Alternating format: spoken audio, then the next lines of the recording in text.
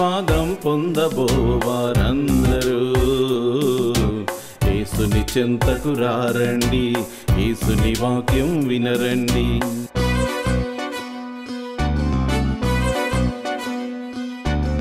ఆశీర్వాదం పొందబోవారందరూ యేసుని చెంతకు రారండి, యేసుని వాక్యం వినరండి. యేసే నీ రక్షకుడు, యేసే మన రక్షకుడు, యేసే లోక రక్షకుడు అని గ్రహించి నడవండి, మేలులు పొందండి.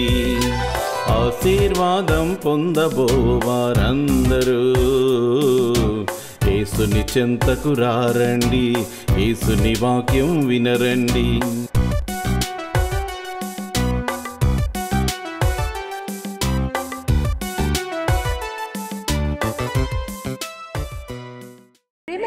ప్రేక్షకులందరికీ మా సెయింట్ పాల్స్ గ్రేస్ లూథరన్ సంఘము రాజమండ్రి వారు అందించుతున్న అందరికీ ఆశీర్వాదం అనే టీవీ ప్రోగ్రాం తరపున ప్రత్యేకమైన వందనములు తెలియజేస్తున్నాం.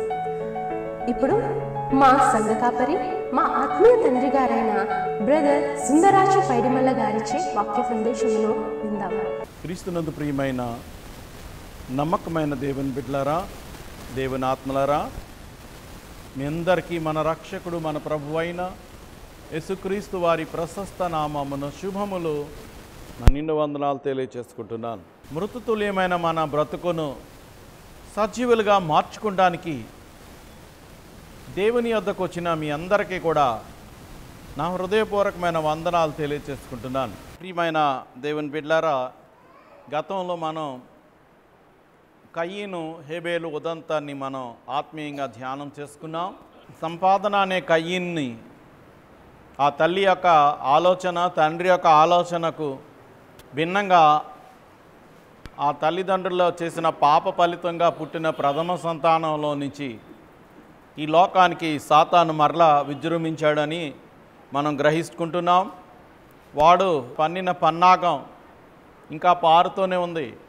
కేవలం ఆదాము అవ్వలను ఒకసారి మోసగించి వెళ్ళిపోయినట్టుగా లేదు. ఇప్పుడు వాళ్ళకి గారాల సంతానం, మరి తొలి సంతానం, ఆ తొలి సంతానాన్ని బంధించినట్టుగా మనకు లెక్క కనబడుతుంది. ఆ కయ్యని ఆ విధంగా బంధించి తన బ్రతుకుతో చెలగాటమాడి అతడిని దేవుని సన్నిధి నుంచి దూరం చేసేసిందండి. దేవుని సన్నిధి నుంచి దూరం చేసేసింది. దేవాది దేవుడు స్వయంగా మాట్లాడినా, బోధించినా, సత్క్రియ చేసినట్లయితే తలెత్తుకుంటావయ్యా, చేయలేదు కాబట్టి తలదించుకున్నావని దేవాది దేవుడు బోధించిన బోధ కూడా అతడిలో పని చేయలేదు. ఈ రోజున సంఘంలో కూడా ఇదే దుస్థితి సంఘాల్లో. దేవుని మాటలు తేటగా ఉంటాయి, స్పష్టంగా ఉంటాయి. పవిత్రాత్మ ఆ మాటల ప్రకారంగా జీవింపనివ్వదు. మనకు ఆశ ఉంటుంది జీవిద్దామని, అది మన తలంపులో దాగి ఉంటుంది. కనుక దేవుని మాటలు పనిచేయవు, దేవుని మాటలు పనిచేయవు. తీవ్రమైన రోగికి,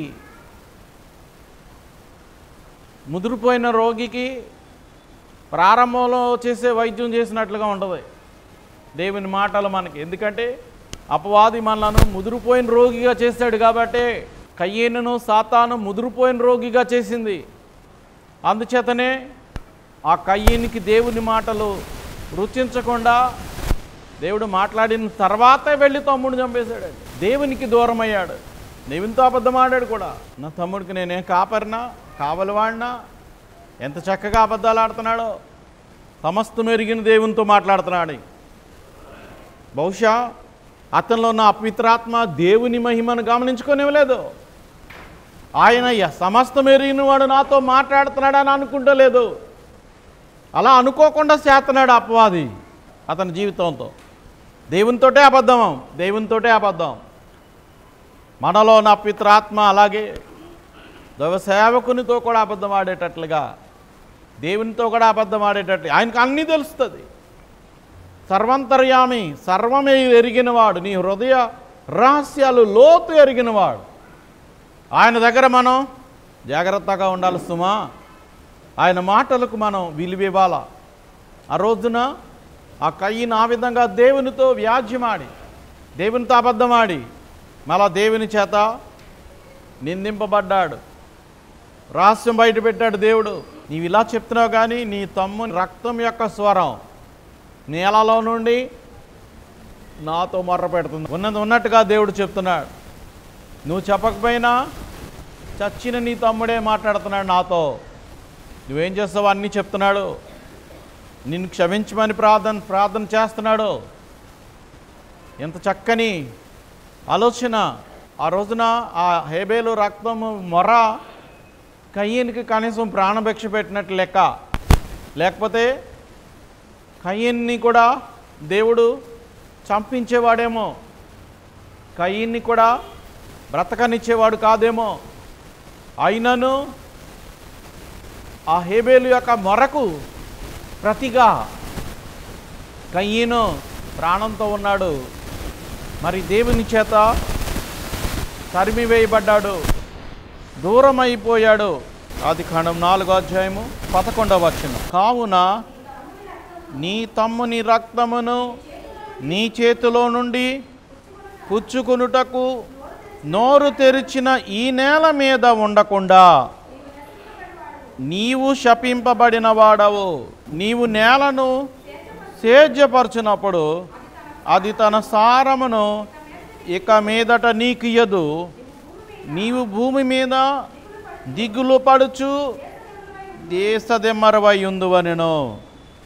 దేవుని బిడ్డలారా, ఆ రోజున దేవుడు చాలా కోపంగా ఆయనకున్న కోపాన్ని వ్యక్తపరుస్తూ నీ తమ్ముని రక్తం కార్చిన ఈ నేల మీద ఉండకుండా నీవు శపింపబడతావని చెప్పాడు దేవుడు. అంటే అది ఏదేను మనం సృష్టి అంతా దేవుని చేత ఏర్పడిందే, కానీ దేవాది దేవుడే స్వయంగా వీళ్ళ కోసం అక్కడ తోటను వేసినట్లుగా మనం గతంలో చదువుకున్నాం. ఇప్పుడు ఆ శ్రేష్టమైనటువంటి తిండి తినడానికి లేకుండా కయ్యనును శపించటం జరిగింది. మనం చేసిన పాపాలు బట్టి, మనం చేసిన అపరాధాలు బట్టి రాకడ సమయంలో తీర్పు రోజున ఇలాగే మనం శిక్షకు గురవుతాం. మహిమ పట్టణంలో మోక్ష రాజ్యంలో ఉండకుండా తరిమివేయబడతాం, శపింపబడతాం. దానికి నిదర్శనం ఇది. ఆ తీర్పు రోజున ఆ మహిమలో ప్రవేశించకుండా ఇప్పటి వరకు కూడా ఆయన రక్తంతో మనల్ని కడిగి పెంచడైన సేవకులను పంపించి మీతో మాట్లాడిస్తూ ఈ తోటను ఆయన సేద్యం చేసుకున్నాడు. ఇప్పటి వరకు మీలో ఉన్న చెడును తీసివేయడానికి, మీ ఆత్మను ఫలించేటట్లుగా ఫలవంతంగా ఉండడానికి ఆయన కృషి చేస్తున్నాడు. అందులో భాగమే ఈ సంఘాలు, ఈ టీవీ పరిచర్య. దేవుడు తన నివాసంలో ఉంచటానికి మనను ఆ మోక్ష రాజ్యంలో ఉంచటానికే దేవుడు చేసే ప్రయత్నాలు ఇవి. ఇవన్నీ మనం విని కూడా ఈ కయ్యనులాగా దేవుని మాటలు విని తప్పు చేసినట్లుగా మనం చేస్తే తీర్పు రోజున అదే విధంగా మనం కూడా ఈ కయ్యనులాగే శపింపబడతాం, నరకవాసులుగా మారిపోతాం. పరలోకవాసులుగా ఉండవలసిన మనము మన క్రియల బట్టి పరలోకానికి వెళ్తాం, మన క్రియలను బట్టి నరకానికి వెళ్తాం. అందుకే జాగ్రత్త సుమ. కయ్యను వారసులుగా ఉండకుండా జాగ్రత్త పడదాం. కయ్యను వారసులుగా ఉన్న వాళ్ళు చేసే పనులు ముందు చూద్దాం. ఇప్పుడు కయ్యను శపింపబడి ఆయన ఆ దేవుని చేత తీవ్రమైన శాపం పొందాక అప్పుడు అర్థమైంది, నా శాపం చాలా కఠినమైనది. 13 అందుకు కయ్యను, నా దోష శిక్ష నేను భరింపలేనంత గొప్పది. నేడు ఈ ప్రదేశము నుండి నన్ను వెళ్ళగొట్టిదివి, నీ సన్నిధికి రాకుండా వెలివేయబడి దిగులు పడుచు భూమి మీద దేశదిమ్మరణయుందును.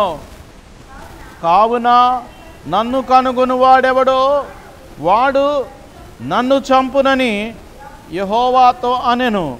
అందుకు యెహోవా అతనితో, కాబట్టి ఎవడైనను కయీనును చంపిన ఎడల వానికి ప్రతిదండన ఎడంతలు కలుగుననెను. మరియు ఎవడైనను కయీను కనుగొని అతని చంపక యుండునట్లు యెహోవా అతనికి ఒక గుర్తు వేసెను. ఇది ఎందుకు మీకు చదివించానంటే కంప్లీట్గా నరకం ఎంత భయంకరమైనదో నీకు ఇప్పుడు తెలియచేయబడుతుంది.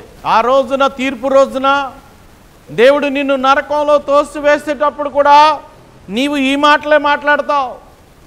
నా దోష శిక్ష నేను భరించలేనంత గొప్పది, నీవు నాకు ఇచ్చినటువంటి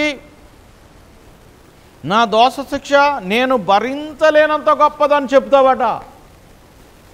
అందుకే ఆ భరించలేని గొప్ప శిక్ష నుంచి తప్పించడానికే ఇప్పుడు నిన్ను నీ కంఠంలో ప్రాణం ఉండగా దేవుడు నీతో మాట్లాడుతున్నాడు. సహోదరి, సహోదరుడా, ఓ విశ్వాసి, ఆ రోజున నీవు ఆ మాట నీ నోటంటే రాకుండా ఉండాలని, ఆయన సన్నిధిలో నీవు నిత్యము జీవించి ఉండాలని, నీవు సజీవంగా ఉండాలని ఆ దేవాది దేవుడు నీతో నన్ను మరుగు చేసి మాట్లాడుతున్నాడనే సత్యాన్ని గమనించండి. ఆ రోజున కయీనన్న మాట నీ నోట రాకూడదు. రాకుండా ఉండేటట్లుగా దేవునిని మెప్పించు, దేవునితో సాంగత్యానికి ఇష్టపడు, అపవాది యొక్క క్రియలను విడిచిపెట్టు. ఈ కయీను విడిచిపెట్టలేదు కాబట్టే ఈ రోజున అంత శిక్షకు పాత్రుడయ్యాడు. నీవు విడిచిపెట్టకపోతే నీవు కూడా రేపనే రోజున అదే గతి. జాగ్రత్త సుమా, దేవుని హెచ్చరిక ఇది, నా నోటి మాట కాదు. విడిచిపెట్టు అపవాదిని. కయీనులాగా నీ తలంపులను పాపిష్టి తలంపులుగా చేసుకోవద్దు. నీ ఆలోచనలను తప్పుడు మార్గాన్ని వెళ్ళనివ్వద్దు. తిన్నని మార్గములు, ఇది ఇరుకు మార్గం అని పేరు దీనికి. ఈ ఇరుకు మార్గంలో ప్రయాణించడం కష్టమే అయినా తర్వాత చాలా విశాలమంట, చాలా విశాలమంట. ప్రారంభంలో కష్టం, ఆ తర్వాత నీకు చాలా సులువు. తినగా తినగా వేము తీయగా ఉండనే సామెత ఉంటుంది. దేవుని బిడ్డలారా, చేదు కూడా తినగా తినగా తర్వాత తీయగా అయిపోతుందట. అంచేత దేవుని సన్నిధి నీకు చేదుగా ఉన్న కష్టపడు, ప్రయత్నించు, దేవుడు తప్పక నిన్ను దీవిస్తాడు. దేవుని మందిరానికి రావడం చాలా శ్రమతో కూడినది. ఎందుకంటే చాలా బంధకాలు ఉన్నాయి మనకి లోకంలో. చేతులకు, కాళ్ళకు, తలకు వాటంతటికీ సంఖ్యలే ఉన్నాయి. నీ నరనరాల్లో సంఖ్యలు ఉన్నాయి. అవి ఛేదించుకుని రావాలి దేవుని సన్నిధికి రావడానికి. ఎన్ని ఆటంకాలో వాటిని ఛేదించుకొని వస్తే అందుకే దీని పేరు ఇరుకు మార్గం అని పెట్టారు దేవుడు. విశాలమైన మార్గంలోకి అవన్నీ లాగుతాయి. ఆ బంధకాలన్నీ అన్ని వైపులో లాగేస్తాయి. నేను ఏ వైపునైనా సులువుగా వెళ్ళిపోవచ్చు. తలలోంచి వెళ్ళిపోవచ్చు, చేతులతో వెళ్ళిపోవచ్చు, కాళ్ళతో వెళ్ళిపోవచ్చు, ఏ వైపు నుంచైనా వెళ్ళిపోవచ్చు. అందుకే దాని పేరు విశాలమైన మార్గం. ఆ విశాలమైన మార్గంలో వెళ్ళడానికి నీకు తలుపులు తెరిచి ఉన్నాయి. అందుకే అన్నీ కనబడుతున్నాయి. ఇక్కడ ఇరుకు మార్గంలో కొంచెం కష్టపడిలోనికి వస్తే నీవు రేపు అనే రోజున ఈ కయ్యను చెప్పిన మాట చెప్పావు. నా దోష శిక్ష నేను భరించలేనంత గొప్పది, నేను చచ్చిపోతే బాగుండు అంటే అగ్ని ఆరదు, పురుగు చావదట. అగ్ని ఆరదు, పురుగు చావదట. అందుకే కయ్యను కూడా దేవుడు ఆ రోజున వేసిన శిక్ష, నిన్నెవరు చంపరయ్యా, ఎవరైనా నిన్ను కనుగొని చంపకుండా గుర్తు కూడా వేసేసానన్నాడు. ఇది నరకానికి సాదృశ్యం. అంటే దేవుని సన్నిధికి దూరమయ్యాడు అంటే అది నరక పాత్రుడికే, దేవుని బిడ్డలకు కాదు, దేవుని దూతలకు కాదు, ఆత్మ బిడ్డలకు కాదు, నరక పాత్రులకే, పాపిష్టి వాళ్ళకే, సాతాను మోసంలో పడి పాపం చేసేవారికే నరకం. అందుకే దేవుని పిల్లలు మెలకుగా ఉండండి. మీ దోష శిక్ష భరించలేనంత గొప్పది.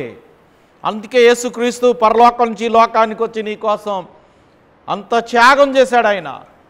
దేవుని పిల్లలారా, రేపు గుడ్ ఫ్రైడే వస్తుంది. లెంట్ కాలం నుంచి మొదలవుతుంది యేసు ప్రభు శ్రమల ధ్యానం. నిజంగా యేసుప్రభు వారు పొందిన శ్రమలు ఇంత కాదట. ఈ పాపి హృదయమైనా కరిగిపోవాలంట ఆయన పడిన ఆ శ్రమలు చూస్తే. రాతి గుండె మాంసగుండెగా మారిపోవాలట. ఎందుకు మారిపోవాలంటే రేపు మనం పొందబో దోష శిక్ష చాలా గొప్పది కనుక ఆ శిక్ష నుంచి తప్పించడానికి యేసుక్రీస్తు ప్రభు అంతగా నీ కోసం నలుగొట్టబడ్డాడట. అంతగా ఆయన శ్రమ పడ్డాడట. గెత్సెమనే వనంలో పడిన వేదన ఒక ఎత్తు అయితే అర్ధరాత్రి మొదలుకొని మరుసటి రోజు శిలువలో ప్రాణం విడిచే వరకు ఆయన పొందిన గాయాలు ఇంత కాదట. ఎందుకోసం అంటే నిన్ను దోష శిక్షని తప్పించడానికే.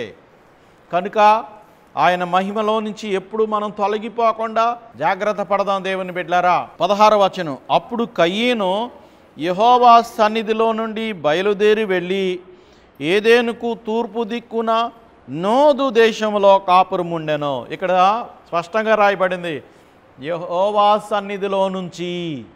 ఎక్కడి నుంచి వెళ్ళిపోయాడట?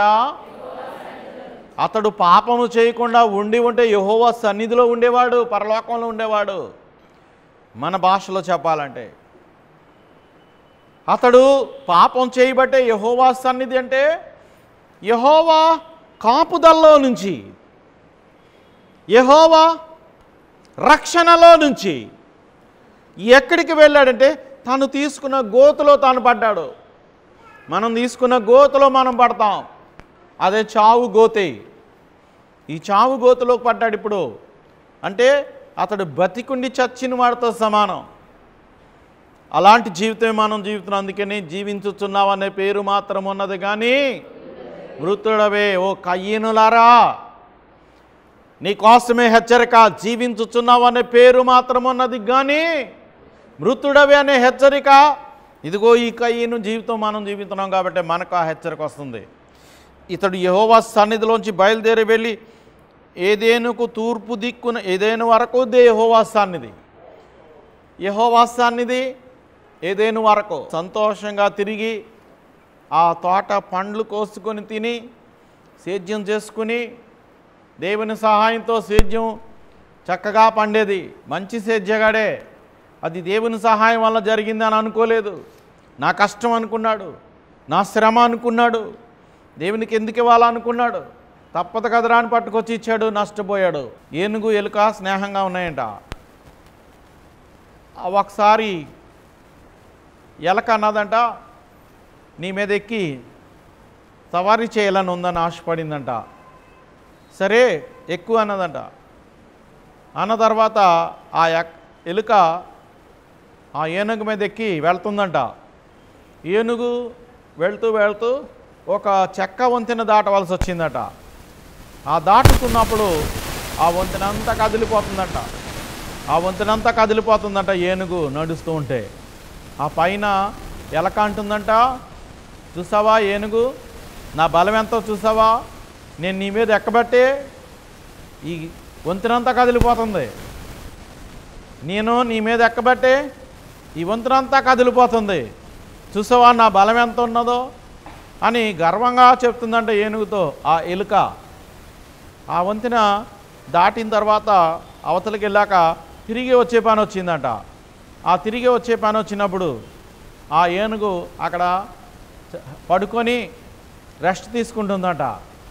ఆ రెస్ట్ తీసుకుంటూ ఉంటే ఆ వంతెన దగ్గరకు రాగానే కావాలని ఏనుగు పడుకున్నట్టుగా నటించిందంట. అప్పుడు ఎలక తన ప్రతాపం ఒకసారి చూపిందామని చెప్పి ఆ వంతెన మీదకి ఎక్కిందంట. గంతులేస్తుందంట. ఎక్కడ కదులుతుంది? ఓ గంతులేస్తుందంట. ఏనుగు చూస్తుందంట. అప్పుడు పిలిచిందంట ఏనుగు, చూసావా నీ బలం ఎంత గొప్పదో, ఇందాక కదిలిపోయింది ఇప్పుడు కూడా కదిలిపోయింది అంటుందంట. అప్పుడు లేదు ఏనుగు, నేను పొరపడ్డాను, నీ బలాన్ని నా బలం అనుకున్నాను, ఇప్పుడు నాకు తెలిసి వచ్చిందని చెప్తుందంట. నా ప్రియమైన దేవుని బిడ్డారా, మనం కూడా దేవుని సహాయం వల్ల బ్రతుకుతూ దేవుని మహిమను మనం పొందుతూ మనం గొప్ప అనుకుంటాం, మన బలం అనుకుంటాం, నా వలనని సాగదీస్తాం దీర్ఘాలు. నేను కాబట్టే ఈ పని చేయగలిగాను, ఇంకొకరైతే చేయలేరు. అనేకసార్లు మనం ఇలాంటి మాట్లాడుతూ ఉంటాం.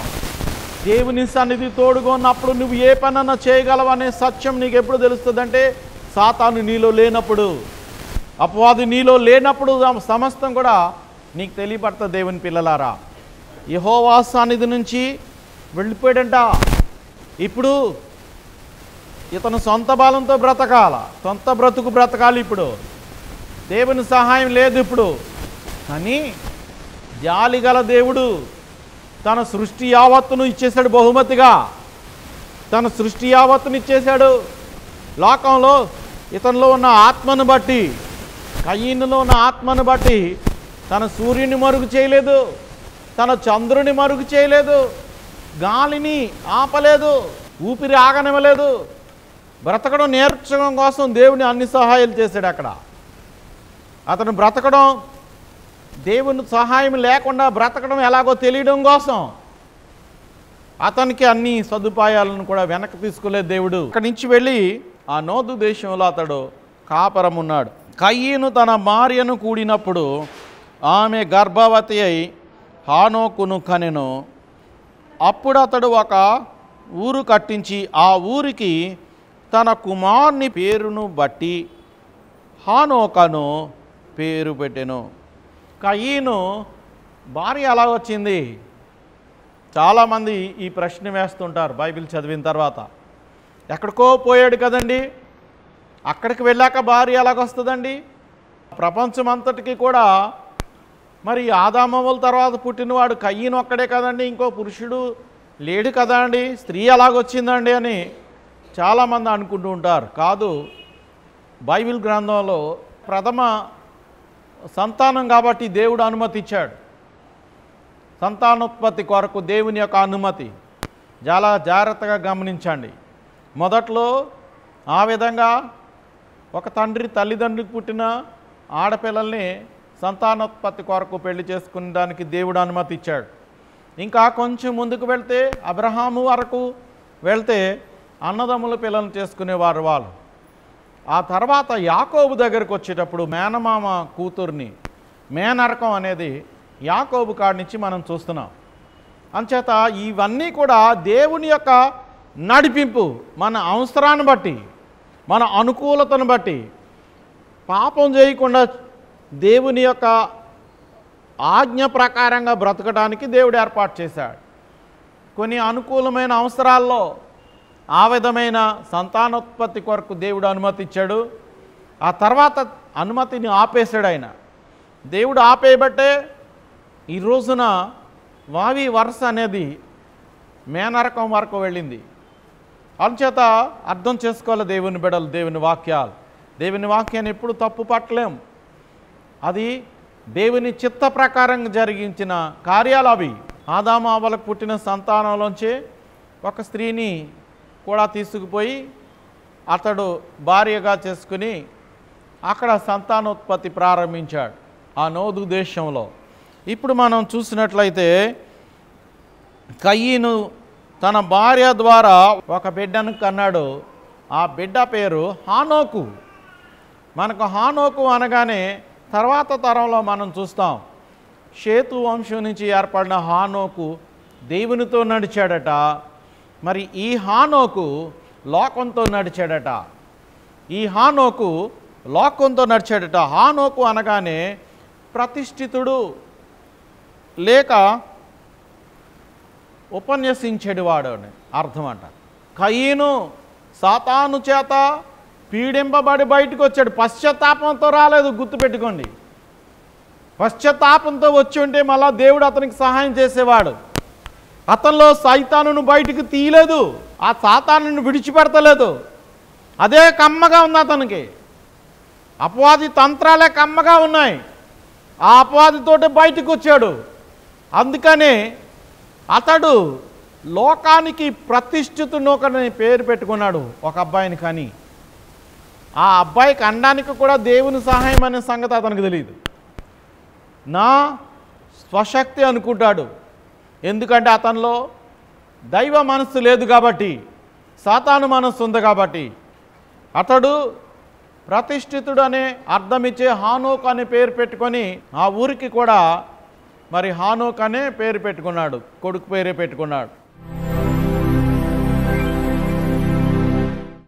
పరిశుద్ధుడు అయిన తండ్రి, మహిమ గల తండ్రి, సజీవం గల తండ్రి యేసు ప్రభువా, నీ కృపగల దయగల పవిత్ర నామానికి స్తోత్రాలు, వందనాలు. ఇదిగో తండ్రి, ఈ రోజున నీ బిడ్డలుగా ఉండడానికి మమ్మల్ని పిలిచి మాతో మాట్లాడిన ప్రతి మాటను బట్టి కృతజ్ఞతలు చెల్లిస్తున్నాను. కయ్యను వారసులుగా మేము ఉండకుండా పరిశుద్ధమైన జీవితం జీవించడానికి సహాయం చేయమని వేడుకుంటున్నాను.